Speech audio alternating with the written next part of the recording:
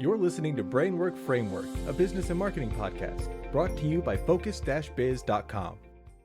What does it take to launch a successful product? With us today is the president of Spice Catalyst Incorporated, David Fradin. He's going to teach us about product success and specifically the 5 keys to product success. David, thanks so much for joining us. How are you today? I'm doing great. How about yourself? I'm doing fantastic. Thanks so much for joining us. So you work specifically more with like telecommunications, tech, finance, and banking products, but tell us more about your entrepreneurial journey. What were you doing before and how did that lead you into what you're doing today? Well, long time ago in a place far away, Detroit, Michigan. I'm in Silicon Valley, and the background behind me is the view from my lanai in Maui, my vacation rental there, which I've owned since 2001. But I started in the Civil Air Patrol and got my private pilot's license when I was in high school. And my entrepreneurial journey started when I went to aerospace engineering at the University of Michigan. And I was shocked to learn that there was no flying club at the University of Michigan. So I started the flying club. The club is still going today, 50 years later. And they've trained over 5,000 pilots. A lot of airline pilots just started flying at my club, including the head of the Blue Angels. In my sophomore year, my aerospace engineering professor, who was on Lyndon Johnson's SST advisory committee, and the SST was in trouble in Congress. It was the first time a major aeronautical development was trying to be funded civilly through the Department of Transportation as opposed to the Department of Defense. But there's a big anti-technology feeling in the country, and he asked me if I would be interested in starting a nationwide student organization in support of an American SST, which I did. And by the end of my junior year in college, I had 42 chapters at colleges around the country.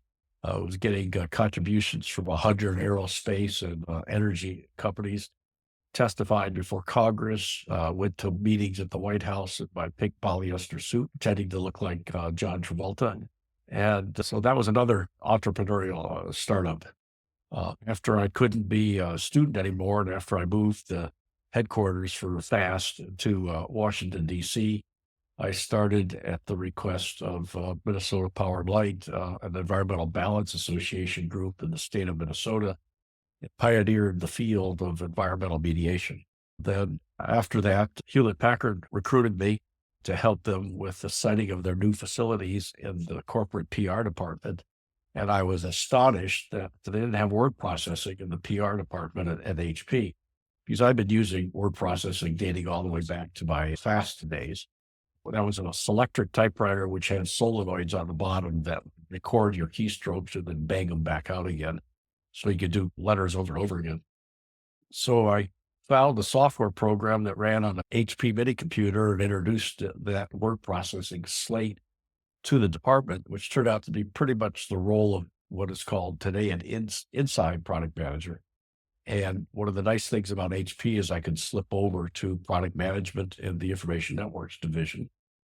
And around that, about a year later, Apple came knocking and they said, "Hey, we want you to bring a new hard disk drive to market for the first one on a personal computer.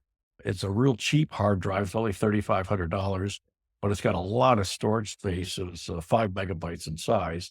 And nobody can understand why they would ever want 5 megabytes of space for their personal computer." So after introducing that and pioneering and helping drive the new Protos operating system, since my division was responsible for quality assurance, they noticed that I knew how to manage, so they asked me to take over as the Apple III group product manager. About 3 weeks later, after taking the new job, Steve Jobs convinced the executive committee to cancel the product line, because this was before he understood that you have to cannibalize your own products. You don't cancel all your products and hope to then just take over that marketplace. So I was coming out of corporate headquarters about 4 weeks later, and Ida Cole, who was the director of marketing for the division, ran out and grabbed me and says, "John wants to talk to you." And I said, "John who?" And she said, "John Scully." I said, "Oh, I know. I've met him a couple of times. He's the president, right?" She said, "Yeah." So she ushered me into a little conference room off of his office in the corporate headquarters, which we call the Mariani Building on De Anza Boulevard in Cupertino, California. And John was sitting there looking at a spreadsheet, and across from me, Ina sat down. She later went on to become international VP of Microsoft. And then next to her was Del Yoakum, who was the manufacturing manager, VP of manufacturing. And next to me was Joe Graziano, who was the CFO, who later went on to be the CFO for Sun Microsystems and then came back to Apple a few years later. And Scully says, Dave, we got 30 or $40 million worth of piece parts scattered for the Apple III at our manufacturing facilities in Singapore, Dallas, and Cork, Ireland. What should we do? And I said, what do you mean we, paleface? And he didn't get the joke. So I had to explain it to him that there was a character called the Lone Ranger who had a white horse called Trigger. He had a silver bullet. He wore a mask all the time, and he had an Indian sidekick by the name of Tonto. And when I tell this story to Indians from India, I have to say American Indians. And they're surrounded by 10,000 yelling, screaming Indians, and the Lone Ranger turns to Tonto, says, Tonto, what should we do? And Tonto says, what do you mean we, paleface, using the slang name for the white man? And Scully did laugh. Everyone else laughed. And I said, you canceled the product line, hold me fully responsible, and 500 software and hardware products to go along with it, but you never asked my opinion. Then I told him the story of trying to do a promotion of the company, that I was 8 levels removed from the transactions taking place on the dealer's showroom floor, which I knew because when I started at Apple, I took a part-time job at the local computer dealer just to understand what those transactions were like at that point. And I said, what it's like trying to get a promotion? I was like pushing a wet noodle. And he says, okay, what should we do about it? I said, give me the authority commensurate with responsibility. And I told him the story of the IBM PC, the Alpha General mini computer. A friend of mine during the SST days, Kelly Johnson, who ran the Lockheed Skunk Works that built the XR71, the X15, and so forth. And I said, they're all independent, small groups that can move quickly, and they have full authority, commensurate responsibility. And Scully says, yeah, I agree with you. My next door neighbor, when I used to be president of Pepsi domestically, he said my neighbor was the president of Canon. And he was at a cocktail party, and he asked the president of Xerox, who was the next door neighbor, how come Xerox doesn't have a personal copier? And I'm sitting there thinking, yeah, that's right, Xerox, they never do anything original. So the guy from Xerox says, we put 100 of our best engineers on it. We're going to ship in another year or two. Canon put 10 of their best engineers on it, and they're shipping already. And Scully says, yeah, I know, I got one on my desk.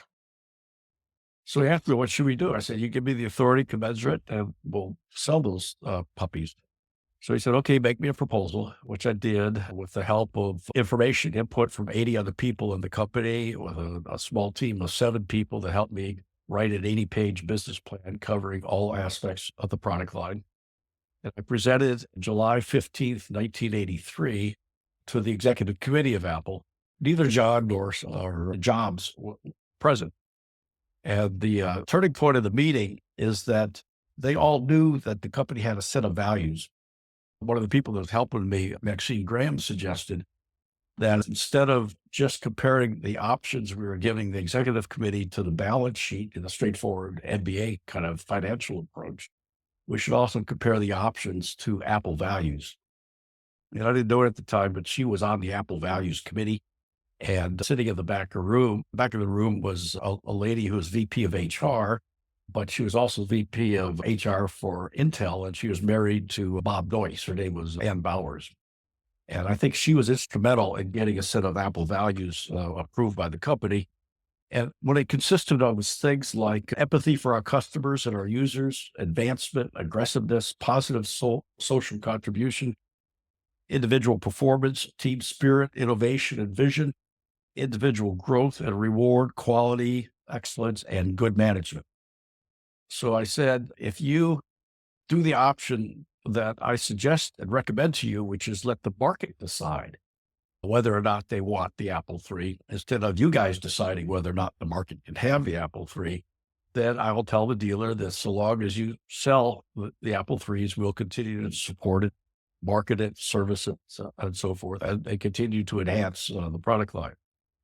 But Floyd Kwame asked me, what if that choice or the other choice would be to shut down the product line? I said, well, that's what I would have said. And he's asked me, if a dealer called you, what would you say? I said, well, we're going to support it so long as the market supports it. But if you pick the other alternative, shutting the product line down now, which is a violation of about half of Apple's values, I said, Floyd, I'll give the dealer your phone number. And they laughed, and they understood immediately that just abruptly shutting the product line down was in contrast with Apple values. So we went out, sold 25,000 Apple IIIs. It was the third most popular computer in the world at the time, generated enough profits to fund the development of Steve Jobs' Macintosh, which you would not have been able to do if the product line had been shut down, and employed about 1,000 to 1,500 people at the company for another year and a half.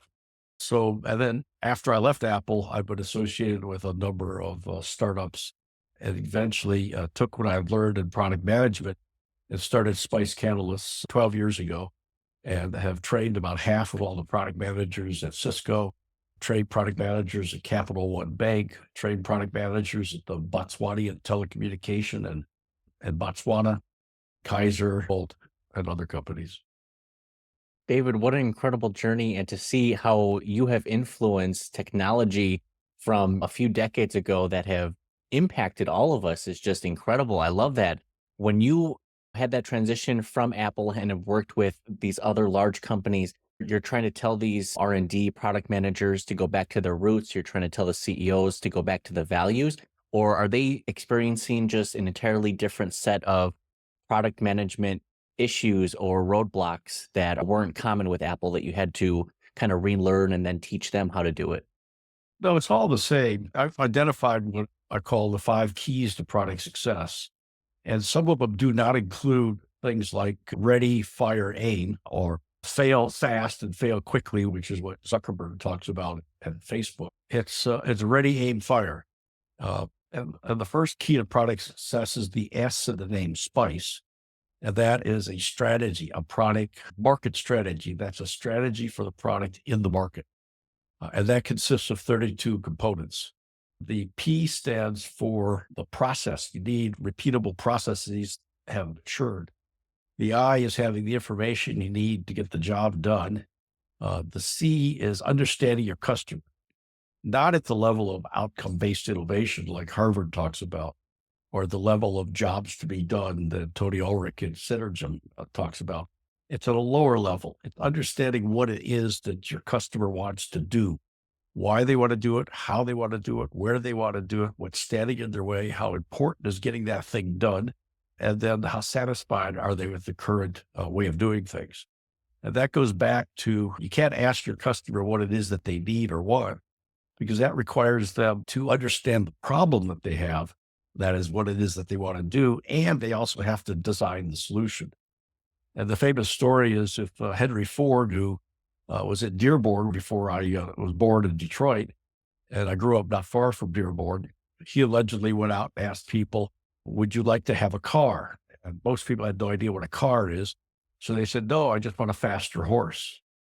So if he had gone out and just observed people sitting in a saloon there in Dearborn, that the people were beating their horse to get through town faster, or to pull their little carriage or cart faster, he would have realized that the problem of what they wanted to do was to get from point A to point B faster.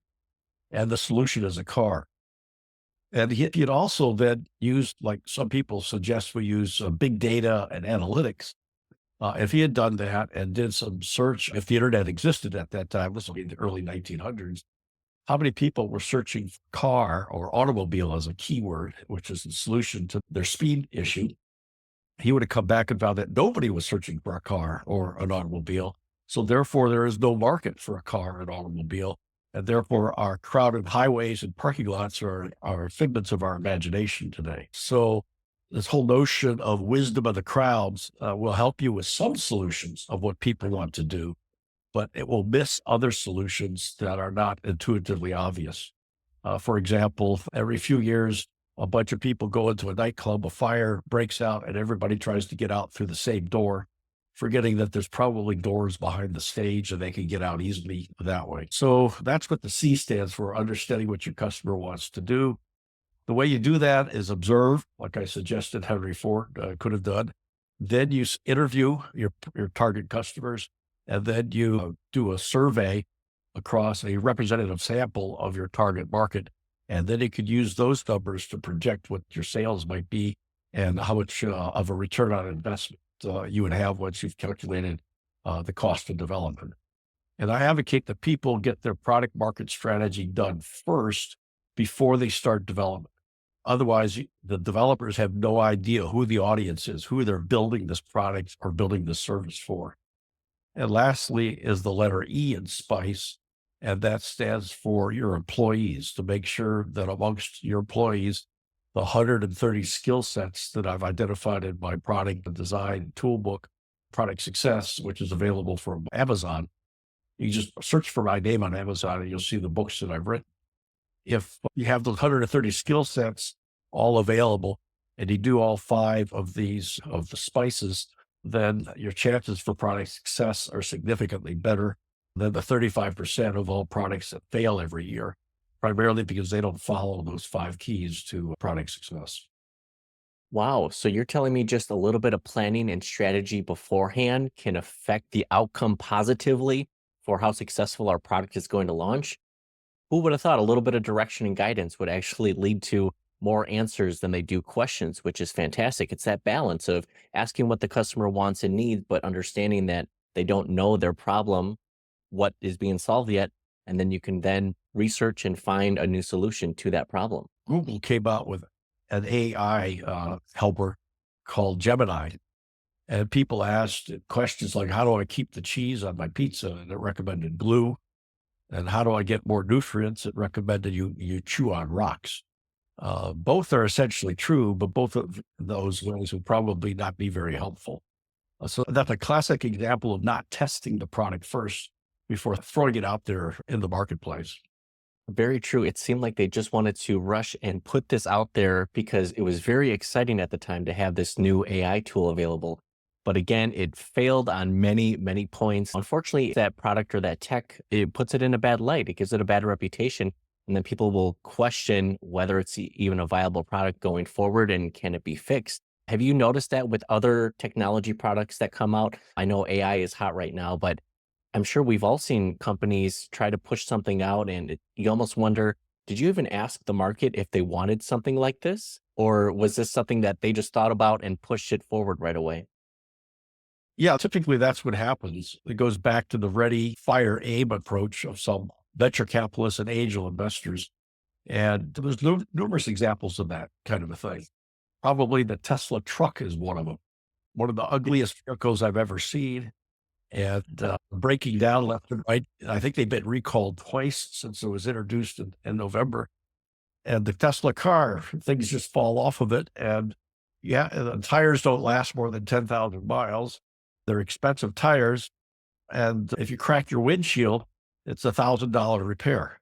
So there's lots of examples of very bad products that have been shipped, primarily because there wasn't enough testing or there wasn't enough of the 5 keys to product success. Absolutely. Now, with your experience in tech and bringing these new ideas and visions into market, with what you've seen with this AI tool, is this more hype than it is going to actually provide us value? We see it being integrated in almost every single product or piece of software that's available.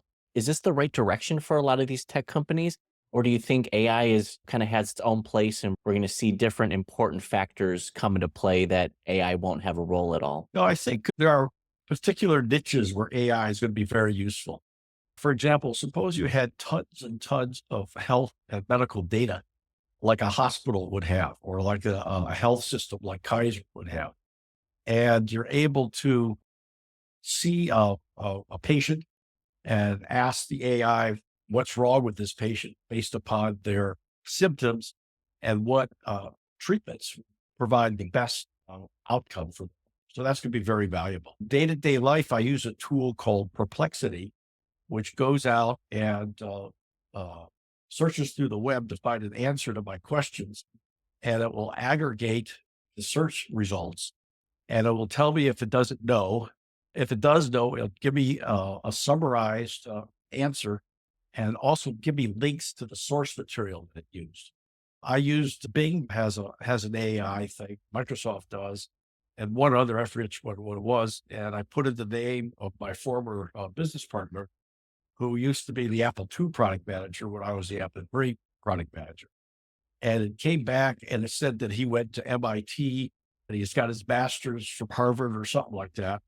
And he didn't have a master's and he never went to MIT. I know he doesn't even have a college education, but about half of his resume that AI pulled together was wrong. And it probably confused his name with somebody else, put those two things together. I asked it about perplexity about myself and it came back and it says, I'm prominent in the field of product management and product marketing. So I really like that one. That gave a really good answer that time. But sometimes the credibility of these AI, it's trying to summarize or aggregate data. Sometimes it's doing things correctly, and sometimes it absolutely misses the mark. The pizza, cheese, and glue was a great example there. Something else that was hitting the news recently is the CrowdStrike system outage that caused airlines, banks. I mean, we're talking really big industries to completely shut down for almost a day, where this update couldn't get pushed remotely. This had to be done physically in person by someone rebooting the system. What does this CrowdStrike mishap tell you from your experience? Is this good to have, centralized control over within one company? Do we need to break them up? Should there be something that's decentralized? What did this CrowdStrike outage mean for you? And what do you think we can do about it? Don't buy Microsoft products. It's Microsoft across the board. I heard it affected more systems than just Microsoft, but I think Microsoft is such a large player in the system, or is that not the case? It did not affect Apple and it did not affect Linux systems. It was just Windows-based computers. And attacked the core of their business of the operating system to try to detect malware from the inside out, which is more effective than virus protection. But a number of companies will not allow remote login to their computers.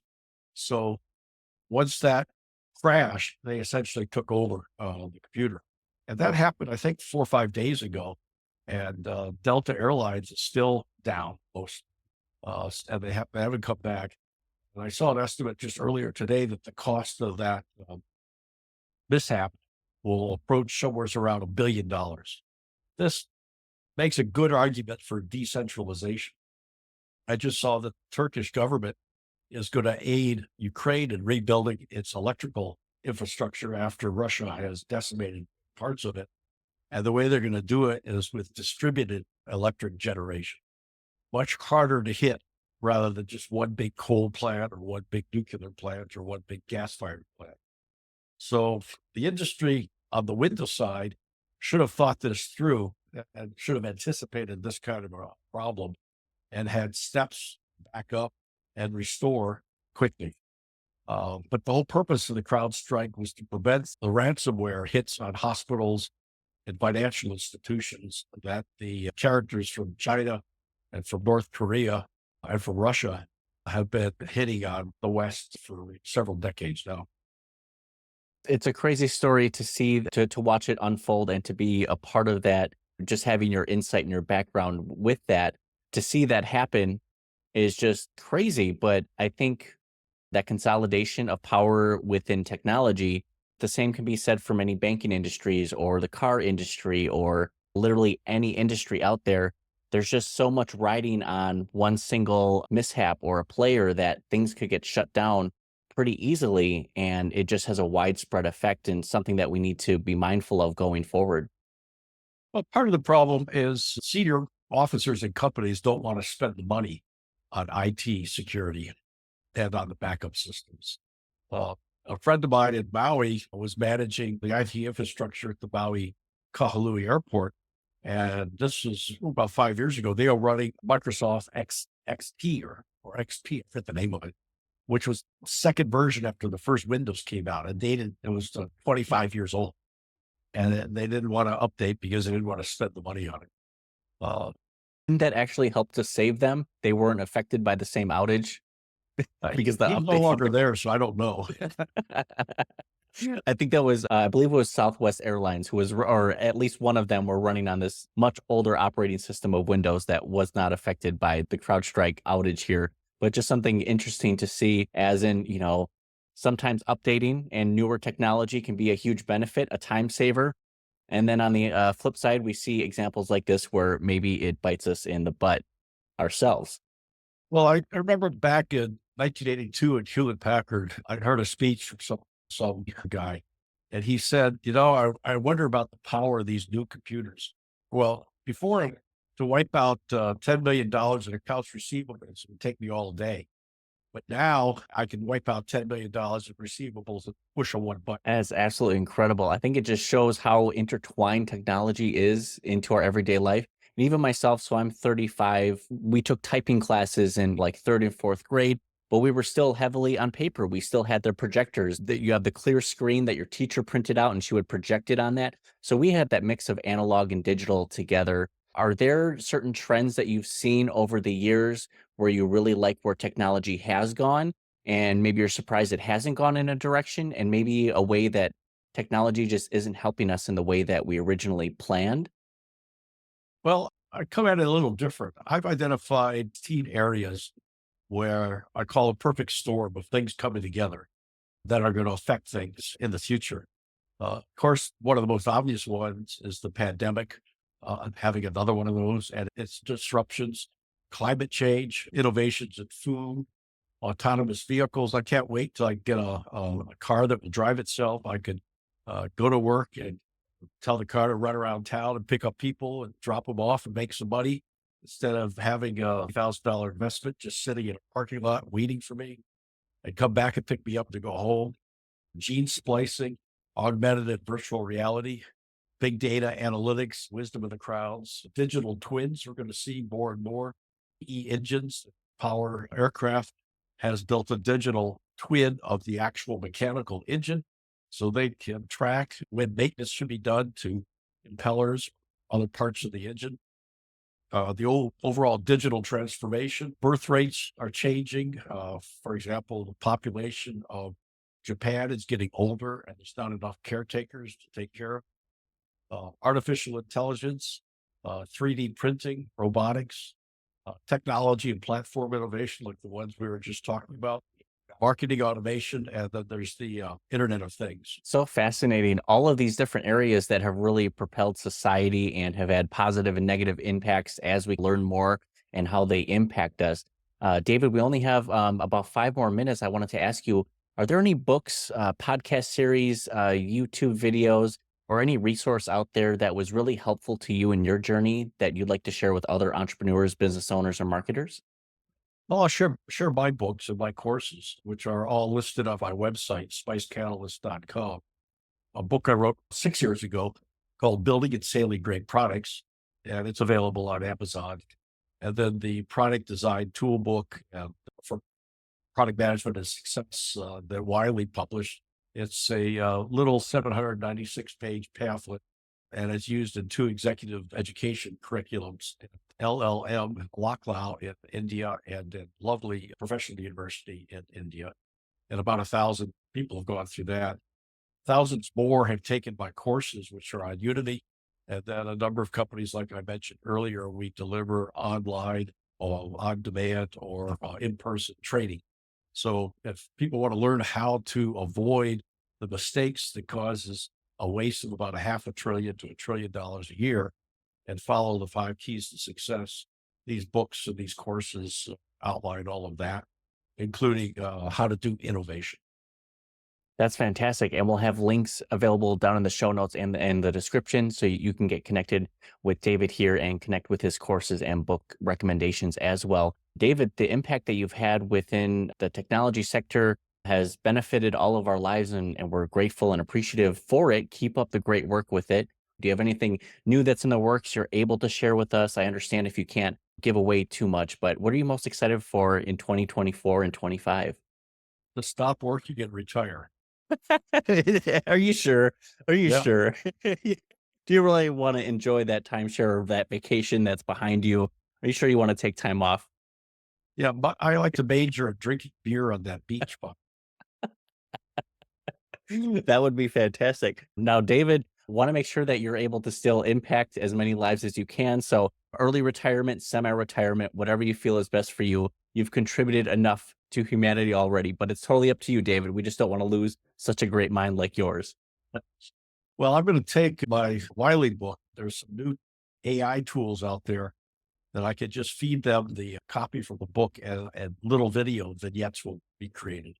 And I'll try to stick them all up on YouTube. Oh, that's so smart. You can even have your own little David chatbot. You feed in your own books and you're like, any product management question you need, just ask the chatbot and it's going to answer in the style of David. That's Yeah. perfect. With my voice, with my likeness. Yeah. We just have to hope that the chatbot doesn't want to drink beer and retire early, just as the same as you do. Well, I won't tell it everything. That is what it's all about. David, we appreciate everything that you've done and sharing your time with us today. Any last advice you want to share with our audience at all? Buy low and sell high. Investment strategy. He is all about it. I love it, David. Appreciate your time. Thanks for coming on. Congrats on all of your success and looking forward to see all that you're doing in the future. Thanks for putting up with me. Thanks. It was a pleasure, man. Thank you.